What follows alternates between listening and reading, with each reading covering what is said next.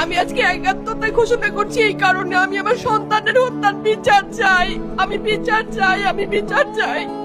এই বিচার আপনাদের নিশ্চিত করতেই হবে। আমার সব সন্তানের কাছে আমার অনুরোধ, আপনারা আমার সন্তানের হত্যার বিচার করুন।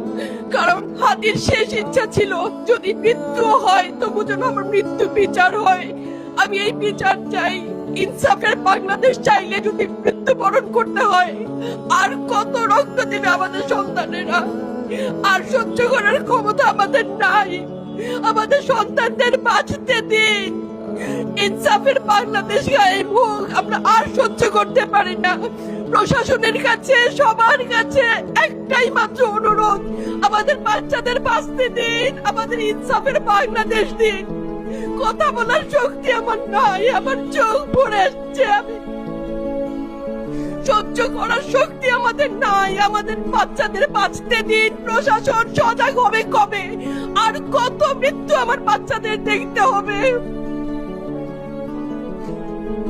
আমি কথা বলতে পারছি না। আপনারা সবাই আমার বাচ্চা হাদির জন্য দোয়া করবেন, আমাদের বাচ্চাদের জন্য দোয়া করবেন, আর ইনসাফের বাংলাদেশ যেন কায়েম হয় সেজন্য দোয়া করবেন। আসসালামু আলাইকুম।